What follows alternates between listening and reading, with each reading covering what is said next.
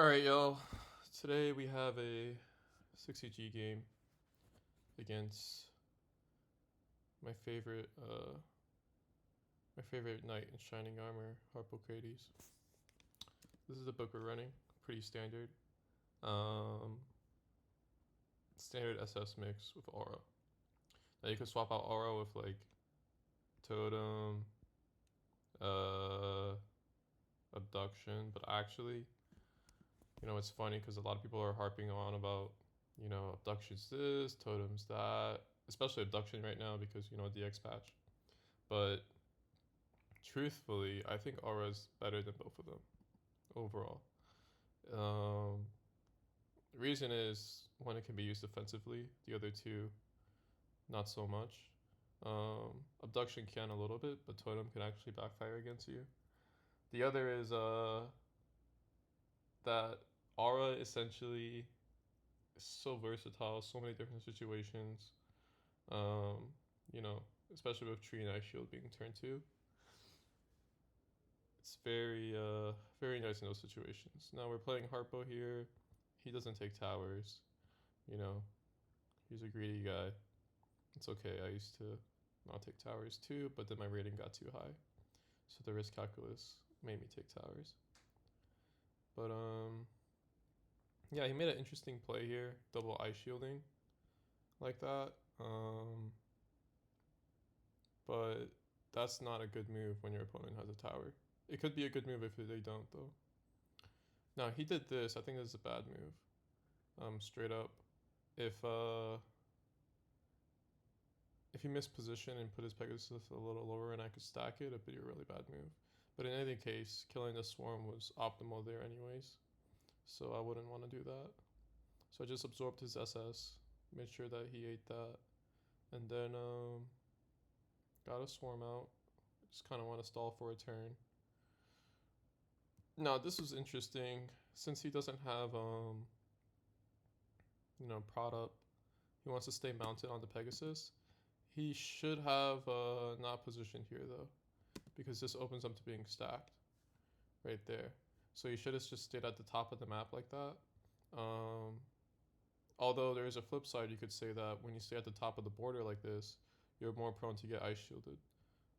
Although that cooldown was not up there. So a lot of times it comes back to just counting those cooldowns, making sure, you know, when they have certain spells.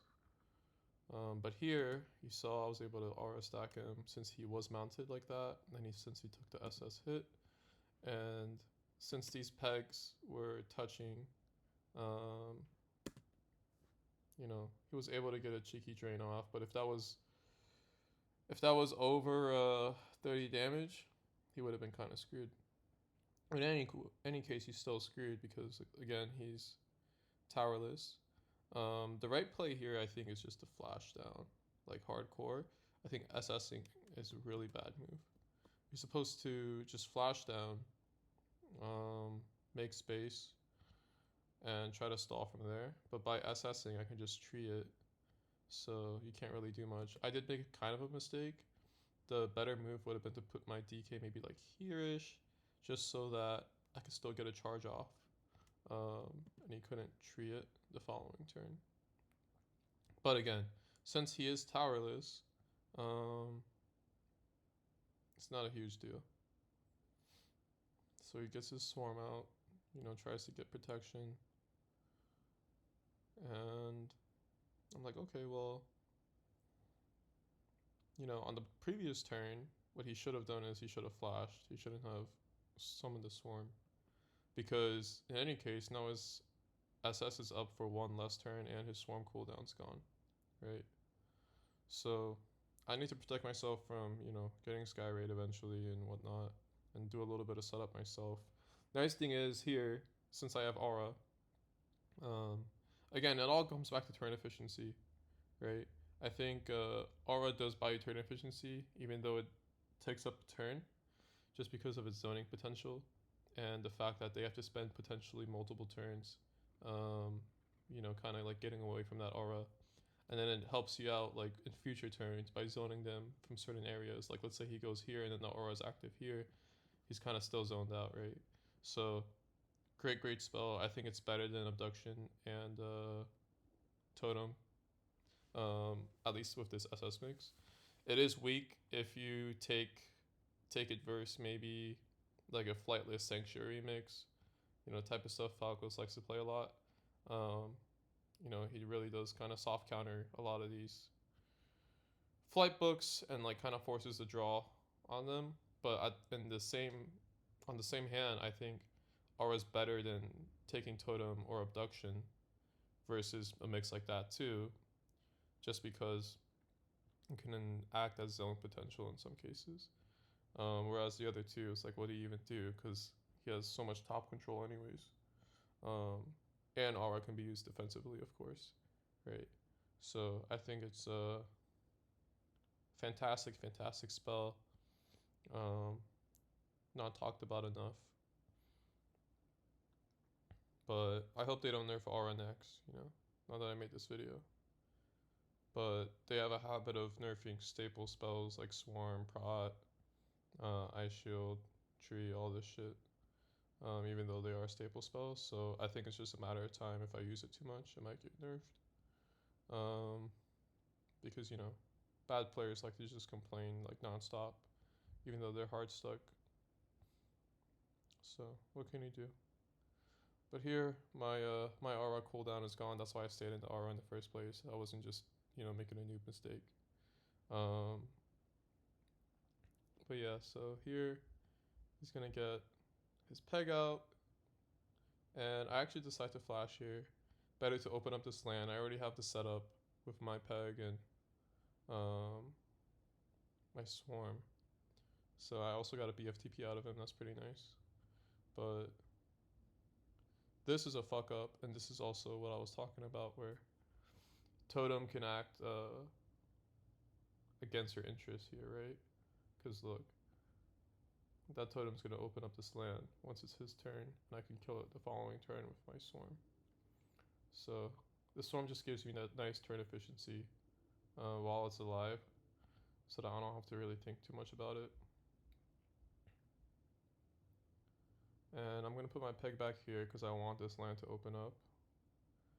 And I'm going to tree him because he just activated SS, so I want a few turns to go by before I engage close combat with him. So he chooses to do that. I think that's perfectly fine. I'm going to get an SS up. There's nothing he can do about it right now. He's not in a good spot to really counter my SS at all. So I'm able to get 5 turns of SS damage, pretty much, which is fantastic for me. And here, I was like, well, you know what? I can actually charge. No reason dilly-dallying and try not to. Put up an ice shield for good measure. I don't want the DK to like somehow fall down like here. So this ice shield will help ensure that it kind of stays up here. And it was really nice because it did end up trapping him. So he had to use another BFTP here. And I think that was his last one. So we got his BFTPs out, and now the game's just much more simpler to close out. It's just a time-based thing. I could do a few things. I could aura him, of course, right?